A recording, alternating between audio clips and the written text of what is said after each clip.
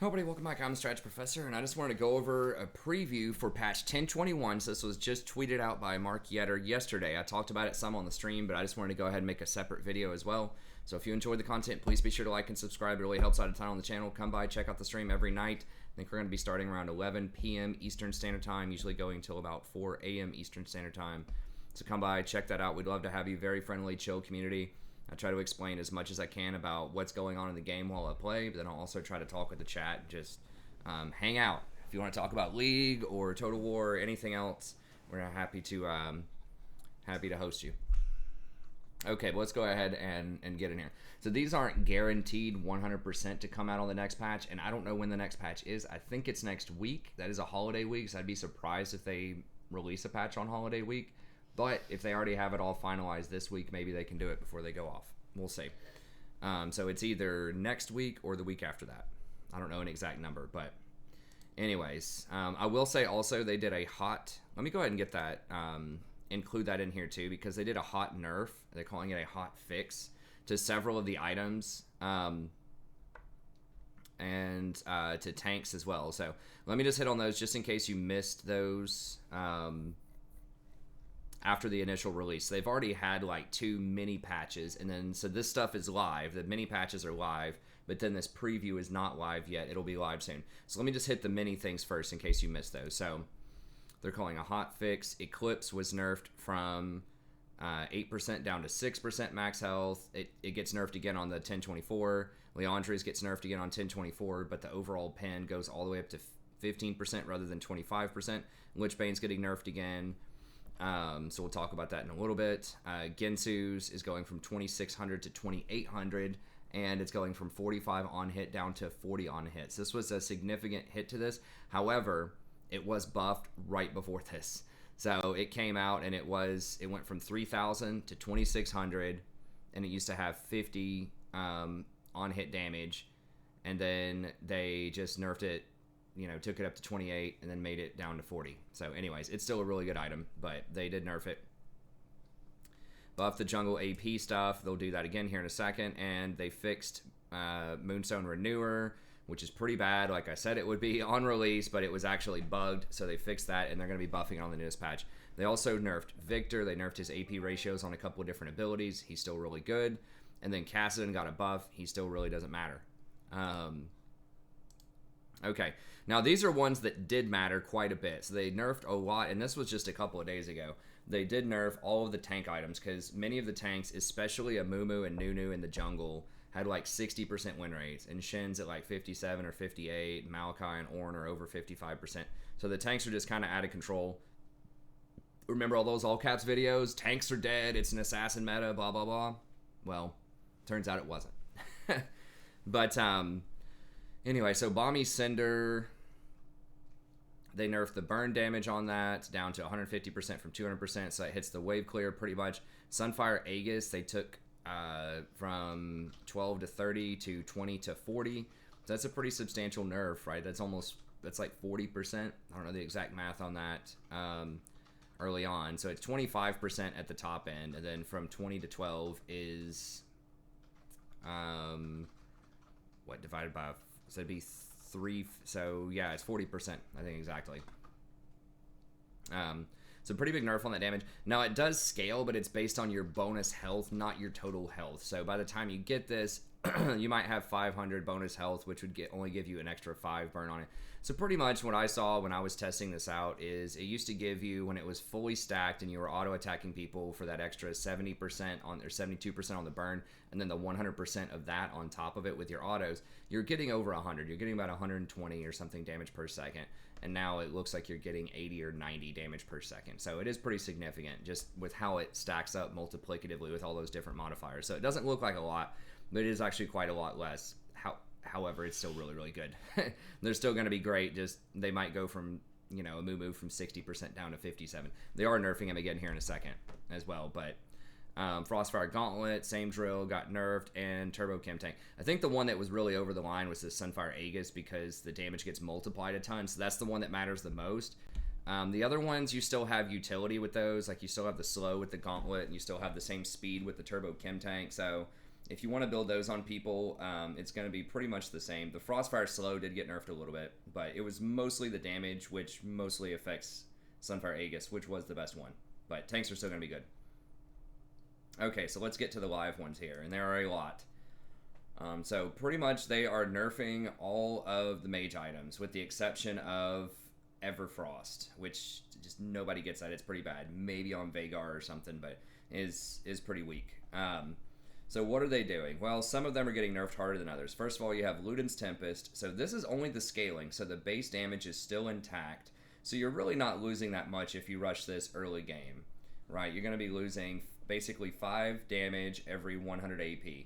Now, it does proc 4 times, so that will be 20 damage if you hit all 4 targets with the bounces. So it will matter for wave clear, it will matter in like really crowded team fights, but for just like pretty much single target poke, it's not going to matter that much early until you get up to like maybe 300 AP or so, just because so much of the damage is in the base that it's only going to be taken out about 5% of the damage overall in a lot of situations.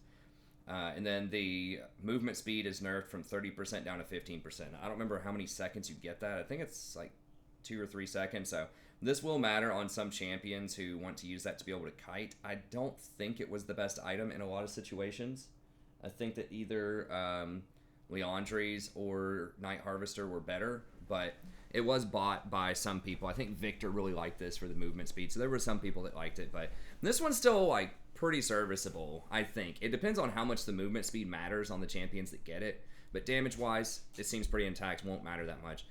Leandries, now remember that already had a nerf, so it used to give you 25% shred after 4 seconds. Now it only gives you 15.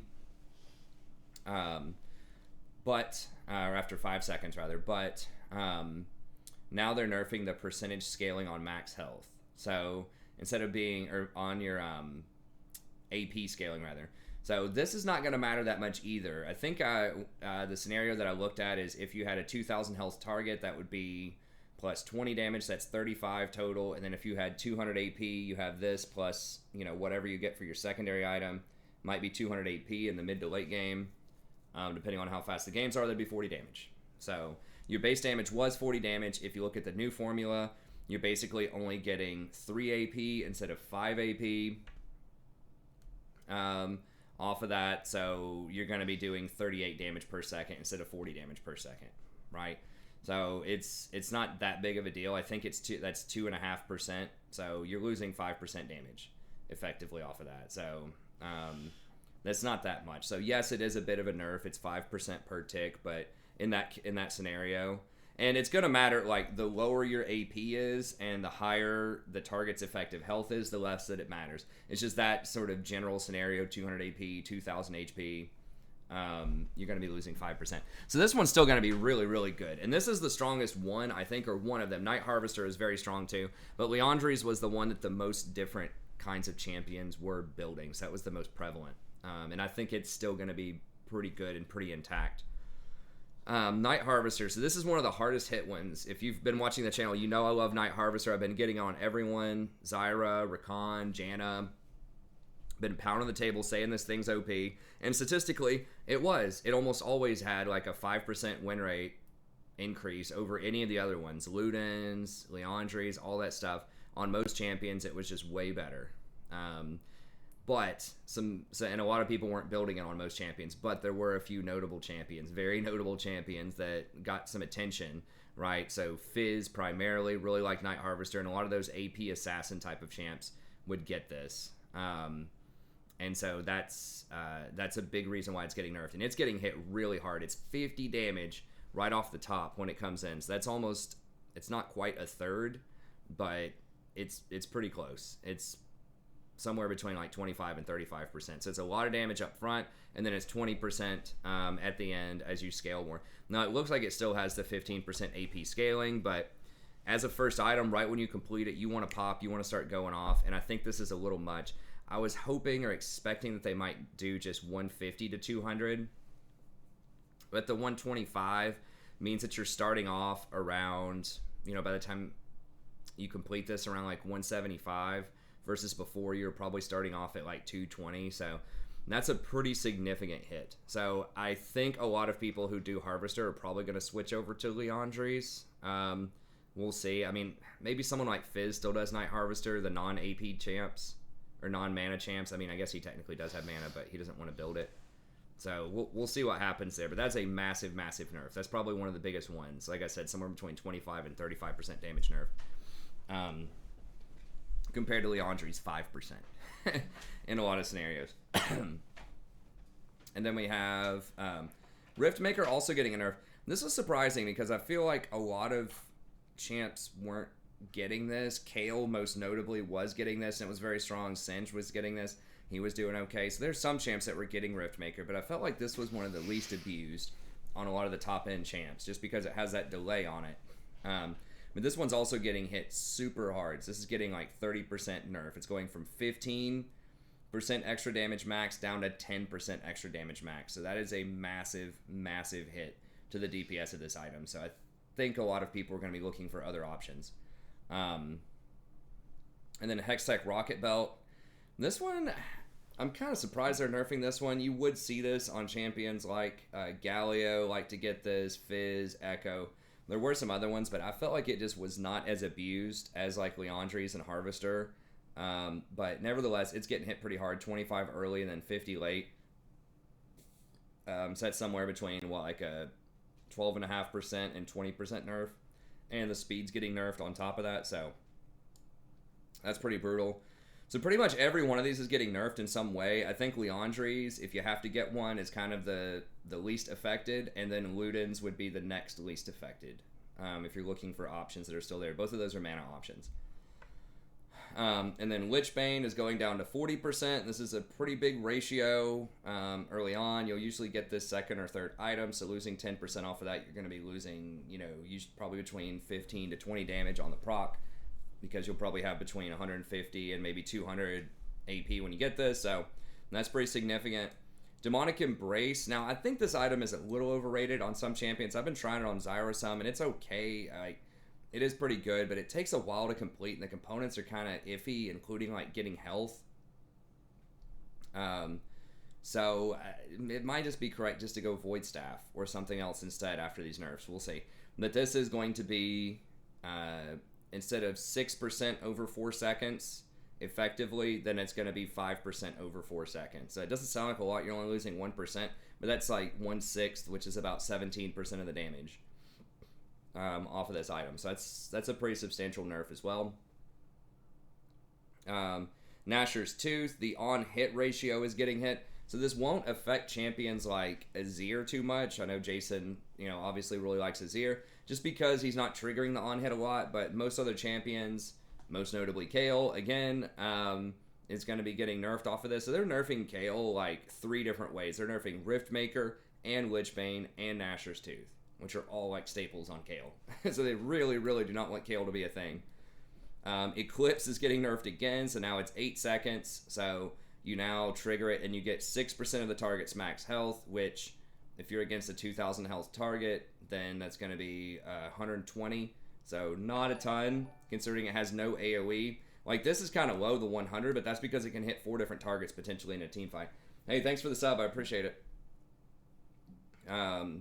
So yeah, I think it's pretty lackluster at this point. We'll see. And then Blatherin King is getting nerfed too, which I think is kind of weird, just because EDCs aren't in a great spot anyways. There are, like, the best ones can still be pretty good, like your Jins, your Dravens, your Samiras, that type of stuff. But like the odd hit ones, I guess like Kog'Maw's doing okay.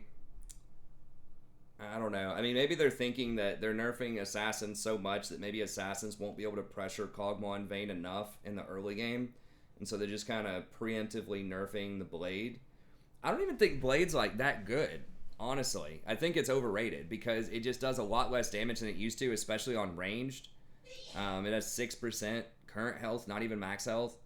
And I see a lot of people just going straight up, on Vayne or Kog'Maw, just going straight up like Ginsu's into Phantom Dancer into, Kraken Slayer or something like that. So they are buffing Kraken Slayer on the next page, I believe. Yeah, there it is.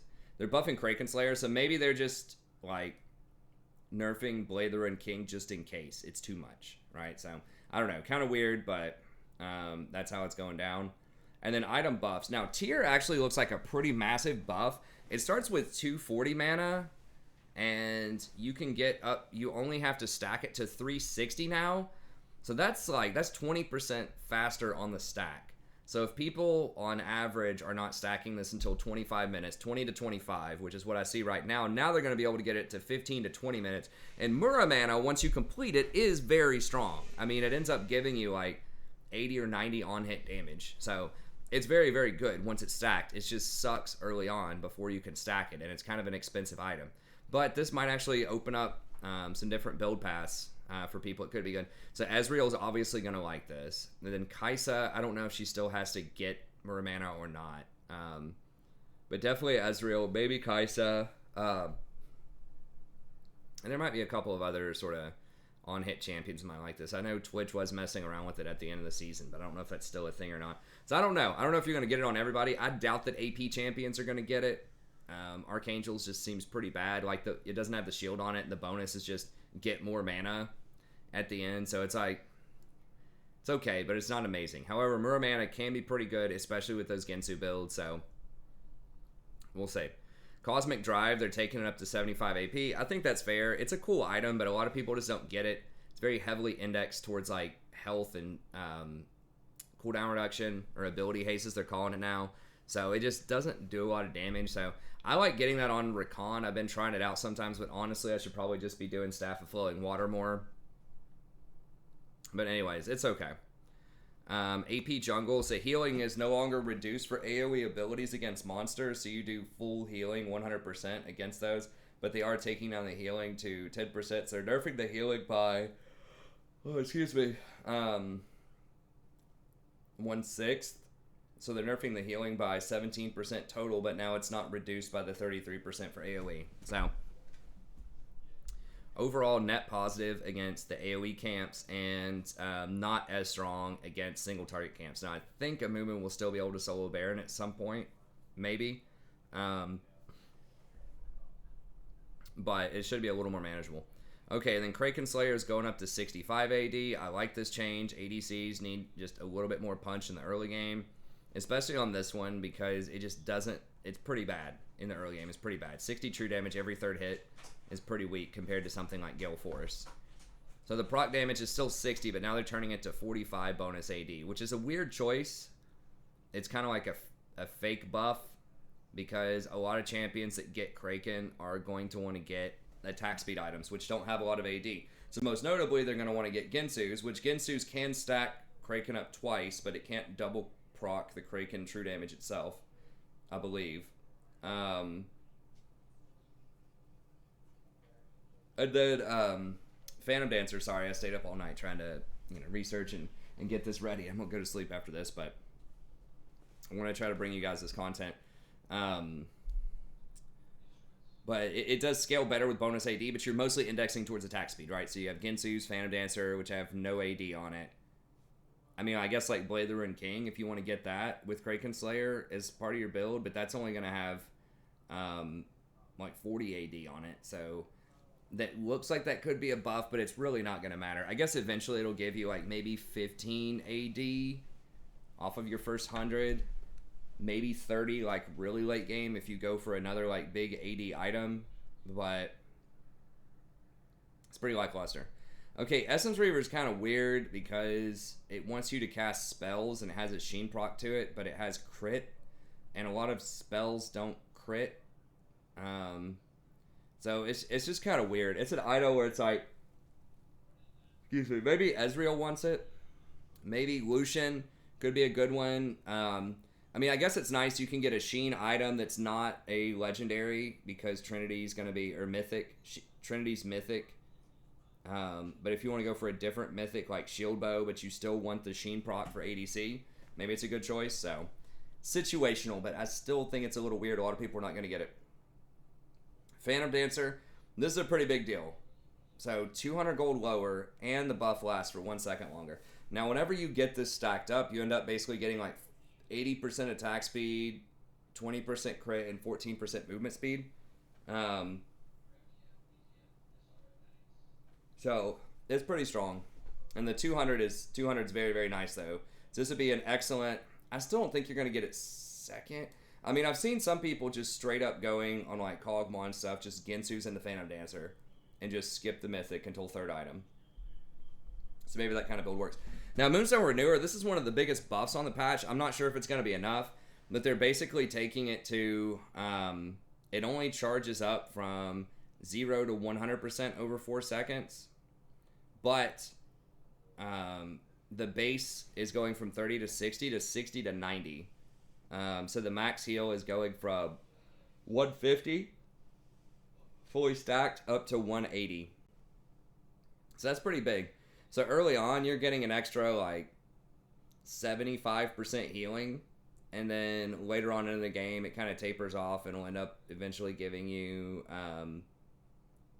20% extra healing. So very good. The problem with this is that there's so much Grievous Wounds in the game that I just don't think it's going to be that great. I mean, maybe on someone like Janna, the problem is like Imperial Mandate's really good on her.